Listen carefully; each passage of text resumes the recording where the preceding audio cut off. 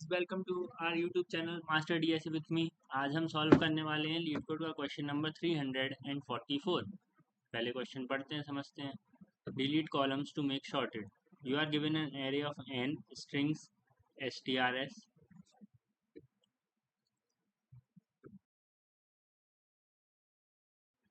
all of the same length. The strings can be arranged such that there is one on each line making a grid. For example, stars A, B, C, B, C, E, C, A, E can be arranged as follows. मतलब ये strings जो दी हुई हैं वो columns के वे में arrange कर सकते हैं A, B, C, B, C, E, C. और you want to delete the columns that are not sorted lexicographically. In the above example, 0 indexed columns 0, A, B, C and 2, C, E, E are sorted while columns 1 B C A is not, so you would delete column 1.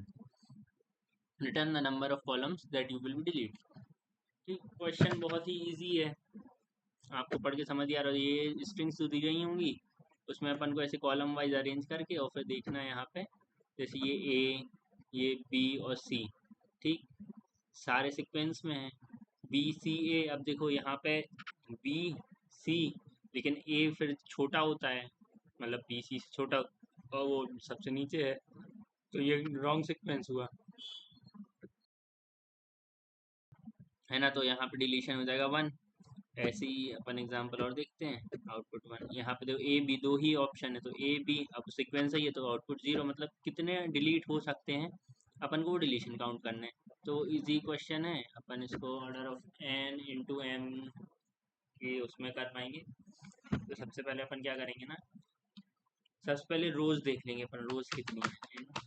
Rose is equal, रोज कितनी होंगी जितनी string की length होगी, तो trs dot length जितनी, ठीक।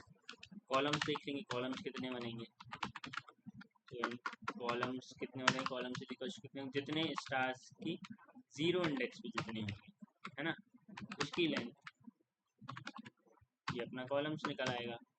Stars के 0 पे जितने होंगे, स्टार्स वाली लेंथ पे 0 इंडेक्स पे जितनी होंगी उतनी कॉलम्स होंगे, है ना। और इसके बाद अपन एक डिलीशन फाइंड करना है, तो डिलीशन एक बना लेंगे वेरिएबल, जिसको अपन इक्वल टू 0 रख देंगे।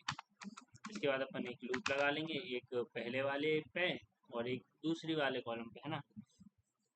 और अगर अपना जो पहला अपन ने देखा वो अगर ग्रेटर देन हो जाता है उसके बाद वाले से, मतलब पहले वाले, तो अपन डिलीशन काउंट कर देंगे, क्योंकि अगर पहला वाला जो है वो अगर अपना बड़ा लेटर हो जाता है और छोटा वाला बाद में आ रहा है, तो मतलब वो रॉन्ग स्ट्रिंग हो जाएगी, वो अपना शॉर्टेड नहीं कहलाएगा, तो अपन उसको डिलीट करेंगे, ठीक।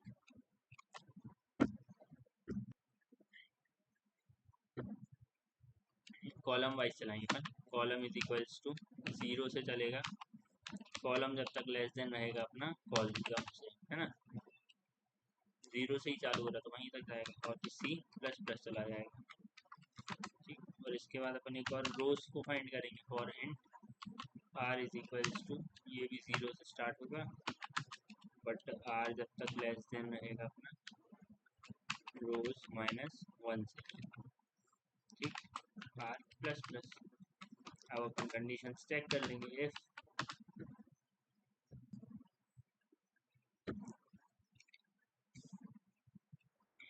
जो अपना स्ट्रिंग्स वाली एरे जो है उसके स्ट्रिंग्स पे जो r है कॉलम पे, वो अगर अपना ग्रेटर देन हो जाता है strs r पे जो डॉट कैरेट जो उस कैर पे है ना, कैरेट c जो उस पे है, मतलब उस वाली रो पे जो कैरेक्टर है वो अगर ग्रेटर देन हो जाता है अपना strs r प्लस 1 से, r प्लस 1 से के पे जो कैरेक्टर है कैरेट c, ठीक। अगर उससे ग्रेटर देन हो जाएगा तो अपन डिलीशन प्लस प्लस कर देंगे, ठीक। और at the and upon return कर देंगे डिलीशन को।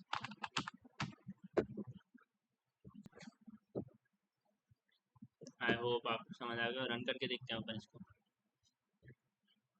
जब अपन इंडेक्स की लेंथ काउंट करते हैं ना, तो ये फंक्शन हो जाता है,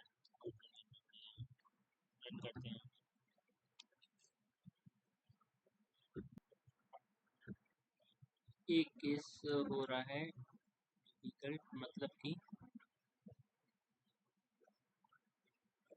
आउटपुट से आ रहा है, मतलब हर बार काउंट हो जा रहा है ना। अगर अपन ने एक ही कैरेक्टर को देखा, जैसे यहाँ पे जेड और वाई को कंपेयर किया, ठीक, जेड और डब्ल्यू को करेंगे ना, तो जेड और डब्ल्यू को कंपेयर करा अपन ने, तो डब्ल्यू तो अब वैसे ही छोटा हो गया, जेड बड़ा है, तो ये डिलीशन एक यहाँ पे काउंट कर लेगा, और फिर अपन यहाँ से फिर चले जा रहे हैं वाई डब्ल्यू और टी को फिर यहाँ पे काउंट कर लेगा।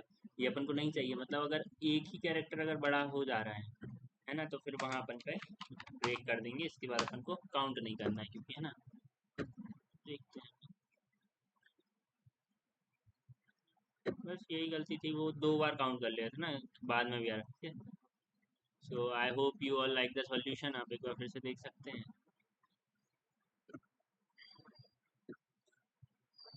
बाय बाय, कल फिर से मिलते हैं एक नए क्वेश्चन के साथ।